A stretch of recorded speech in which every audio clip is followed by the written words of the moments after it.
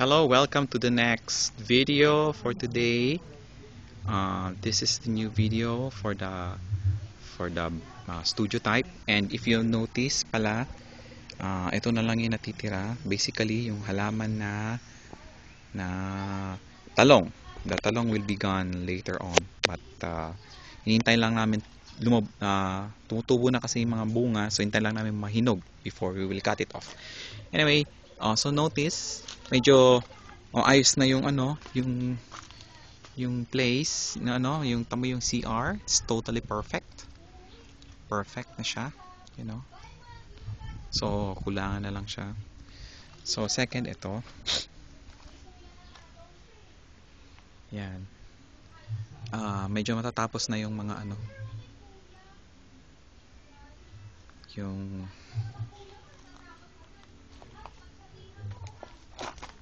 yan.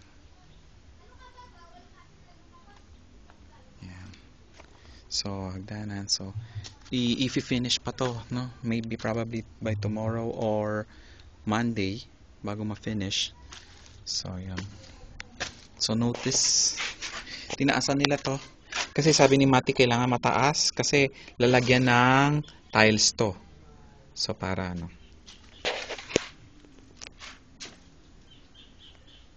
so yan, notice yung edge niyan. Diyan ilalagay kasi yung tinatawag na ceiling. Problema, mainit siya, no? Kasi kita mo yung spaces niya between the ceiling. Konti lang, konti lang. So ito yung CR, unang CR from the kabilang side. So mo siya furnished na siya. So medyo finish lang ng konti, finish lang ng konti pa siya, pipings and everything. So yan, second, yung notice nyo, so the aircon was already been opened for the air condition, so yan.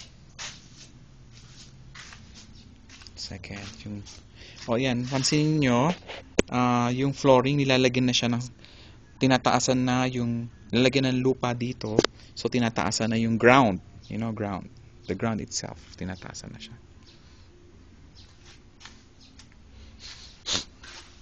So we will go to the other side.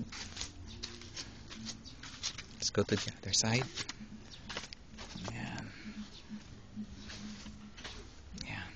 So mataas na siya. So here it is, yung isa.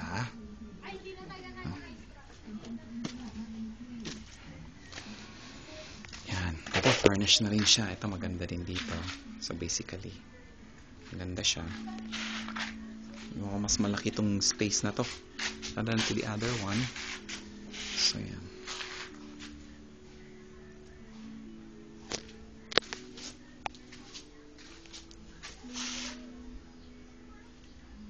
So the aircon.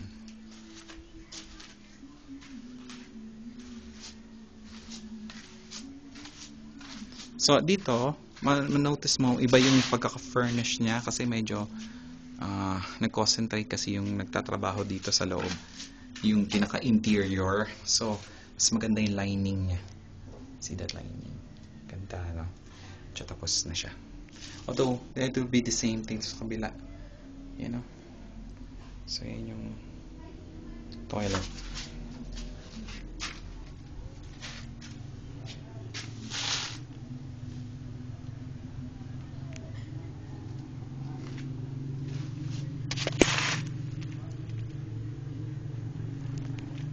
Ito tataasan pa to until here, like dun sa kabila kasi nga lalagyan ng tiles, so tataasan siya, lagyan kasi ng tiles.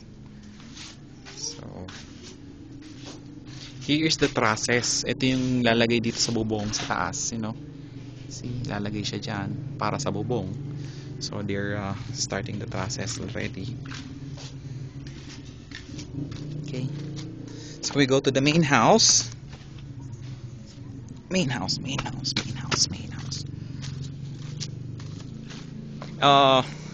Okay, yan, wala nang masyadong hindi pa actually it will be cut later on.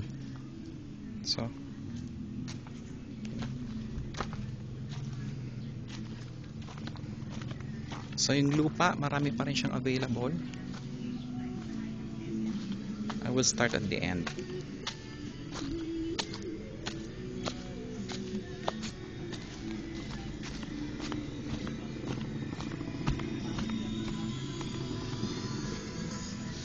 So ito, pinaka full picture ng place. Full picture ng place. So notice that the flooring para sa lanai and is tapos na siya. Flooring. Not tapos, but I mean,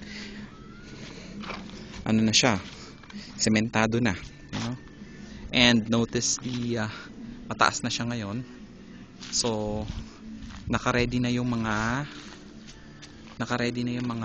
ayan yung para sa biga. So I think by next week magbubuhos sila ng biga, So yan. See? So sa biga, So by next week they will start to pour for the second floor. Gonna build the second floor. So mataas na rin yung lupa rito. If you notice, patag na rin siya. Patag na rin yung flooring. See? I can walk through inside. I can walk through inside. So yan. See this place. Wala pang windows basically, but the trusses are, yung pinakabiga will be put in for the second floor. So yan. So ito yung pinakalo.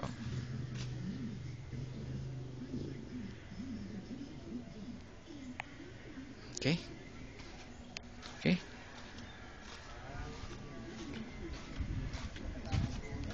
Here's the outside. Look. Mula ito. Here it is, the place.